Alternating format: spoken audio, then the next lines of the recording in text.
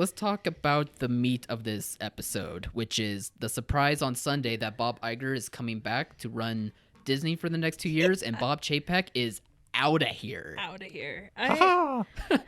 See ya. Yeah. He didn't even get to release a statement. No. So he didn't. There was no facade of like, oh, I've just, decided to step down and that maybe I'm not the right fit for the company moving forward. There's political ways you can this was. Like, you can fire somebody or move it along to everybody saves face. To let them hold their head up high. This is like punishing. Yeah. Like, they locked the door and threw away the key. Well, this is... Everybody else gets their drama from, like, the housewives of blankety blank. Yeah. Cody's got the chief executive officers of Disney. I am checking Deadline, Hollywood Reporter, Variety, and I'm like, who has the next article and piece of information But it for happened me? on Twitter. Like, people who follow closely to, like, film and the industry... Even they were like, this is the juiciest thing that happened this year. Oh, my gosh. So if you had a Twitter account, you would have joined in with the rest of us. Because we were like, what happened? Large company fires CEO, replaces them with old CEO. It's not, Next. It's not the most surprising thing, obviously. No. And yeah, it's obviously not the most surprising thing. But it's just, I don't know. We didn't expect it for some reason. At least not yet. We expected it to be like another year before. I expected... Strange World to not do well and Avatar to not make $10 billion and then for this to happen. Right. Like, that's what I expected. They pulled the trigger sooner than expected. Yeah. Because they're going to have to blame somebody for Avatar not making $2 billion. It's going to be good. It's going to have a huge opening, but it's not going to, you can't, before a movie releases, you can't say it's going to be the biggest movie of all time. No, you're just jinxing yourself. Yeah. Yeah. And part of the reason I think why he did kick to the curb as hard as he did was just because not of the successes of that weren't happening with Disney. There still was, but just with the fact of how the brand was kind of being tarnished, was many of like the public things that were happening, such as the Scarlett Johansson incident as one example. So like I know that the Disney's response to Don't Say Gay bill in Florida was a huge, like that was not navigated very well. Then they lost some of their special district privileges for their theme park. So that's cost them.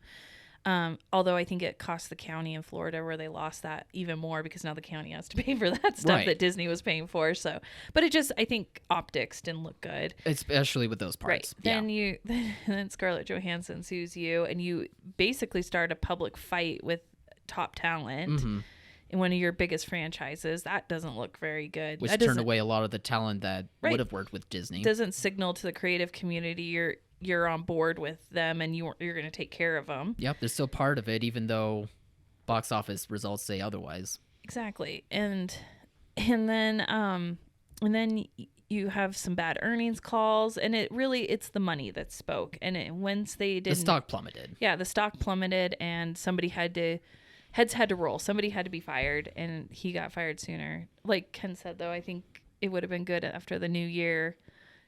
After Avatar maybe disappointingly opened to be like, okay, now that was your last straw.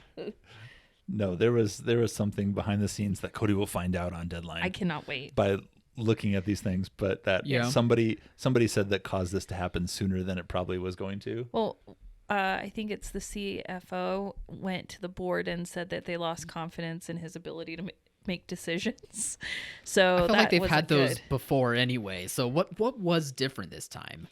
What it could have been? I think it was just what everybody's saying right now, and maybe details will come around, was his awkward performance on that earnings call where he seemed to not read the room and was like super cheerful and just swept under the rug. His inability to pivot when it's been very obvious to the whole industry that streaming isn't the like cash cow that you thought it was. Sure. Not that it's not going to be an important component in your portfolio of your offerings moving forward. Like every major studio and media company will probably need a streaming component, but to go so all in on it and then not pivot when it was realized that their downstream revenue wasn't what they thought it was going to be or didn't shake out the same, I think spoke to it a little bit. I feel a little bad for him because he wasn't on the job that long. I mean, like what, 2 like years. a couple years. Yeah. But he was still following the plan of what the previous CEO I mean, the had release laid pattern out. was already set. Yeah. As Like far as stuff we're had been concerned. set. It's He not just like not had. he He just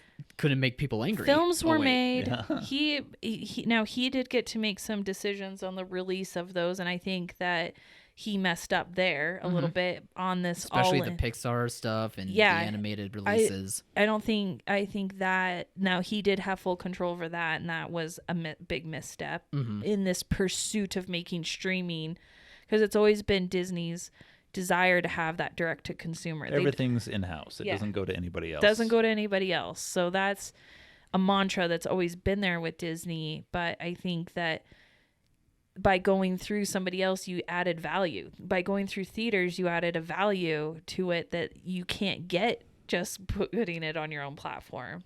Right. And I think all of the media companies are realizing this now. So do you think when Iger is coming back, he's going to adjust that strategy and he's going to be more mindful of that? Or do you think he still is going to execute that straight-to-consumer mindset, similar to what he did before he left? It's always going to be there. It's always going to be a component. But for listeners of our podcast, we have always felt that where streaming was going to impact theatrical wasn't that it was going to kill it. It was that it was going to divert product away from it. And we just didn't know how much. For leading up to the pandemic, the diversion looked like it was going to be slow cuts, just death by 1,000 cuts.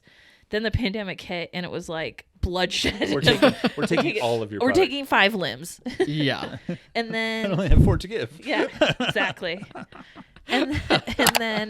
And then post pandemic, they're like, oh, well, we'll give you back a few. And so it's just leveling out again where that medium is. And I think, I hope that Bob Iger will be more theatrical friendly and more because he's more creative friendly, and creatives still want to see their product, their creations in theaters. And under him, Disney purchased Star Wars. They purchased Marvel. They built the Star Wars and Marvel parks at both of the Disney complexes. Like, this whole thing is built on these theatrical franchise acquisitions, building universes. No, I don't think creating he this. can go out and acquire anymore. And I think for the first time since the acquisition age, I will say, they have to create their own. And I have a that's question gonna for be you, tough. but keep going. No, go ahead. Well, I saw an opinion piece being run, I think by The Wrap, and they were kind of making that same point as you just did about there's nothing really left to acquire, but they're wondering if one of Iger's last moves will be trying to either buy Netflix or trying to sell to Apple, like sell themselves so Apple runs it. No, Disney I don't see will that never being. do that. I don't see that either. But I just wanted to run it by you. What they'll do is they are going to either sell or fully acquire Hulu. So they have to address Hulu. Yeah.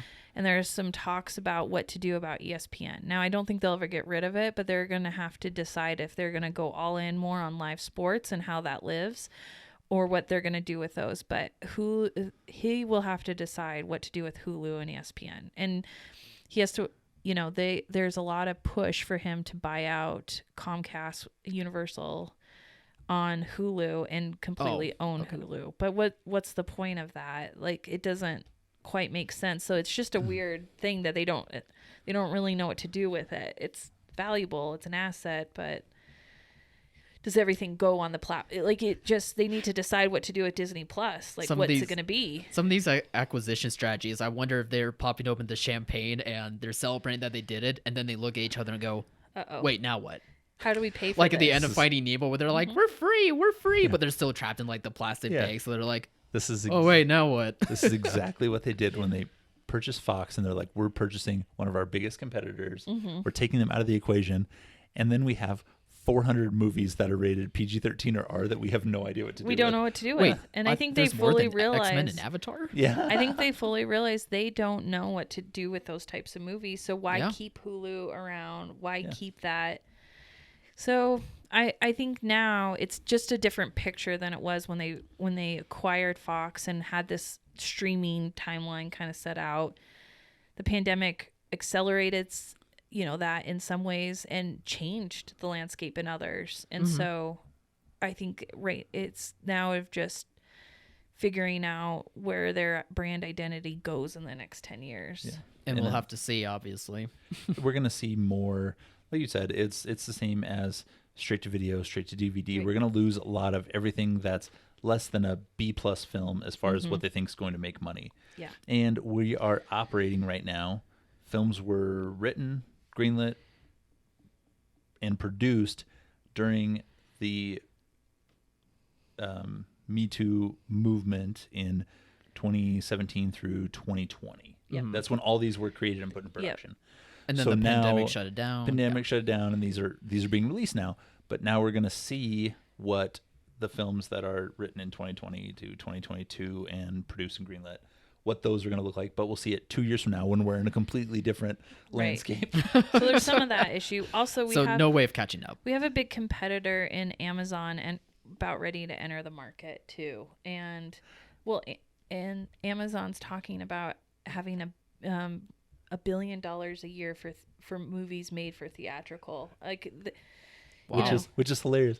Did you see how much this Lord of the Rings series cost? yeah, $1 billion. they could have made 15 movies for theatrical with that money. I think they realize that now, so they're like, we're gonna pivot to $1 this billion 'Cause on a streaming show. season. Yeah, One season. I think the creative community is going to be in for a shock, because I don't know if the free for all Wild West spending just to acquire content and for the churn is going to continue. God, I hope it doesn't. NBC is still cashing checks from the first season of The Office, which they my made for God. like So- $35. It's the only thing, The Office, maybe Friends, like some of those series are the only reason people really wanted some of these streaming services to begin with. Right, they didn't want to pay for a DVD, even though that's probably cheaper in the grand scheme of And things. the- Why oh are my we doing gosh. this again? Yeah. No, so I think definitely we've got to decide what it is. Audiences have to decide what it is they want for streaming. And then companies will pivot for that. Disney has a big existential crisis because they're so all in on the family brand. But is that where the future is going to be for them? I just worried that consumers have no clue. I just think we're kind of in an Oh, age and- to where we see stuff, we watch stuff, but we don't know why we're watching Right. any of it, whether it's good or or bad. where it's going to show up. Like, we'll hear about something. Like, Yeah. a perfect example is the film Spirited. It's on Apple TV Plus, Mhm. but it looks like a movie. It looks like it should be a movie in movie theaters. It's got Will Ferrell and Ryan Reynolds.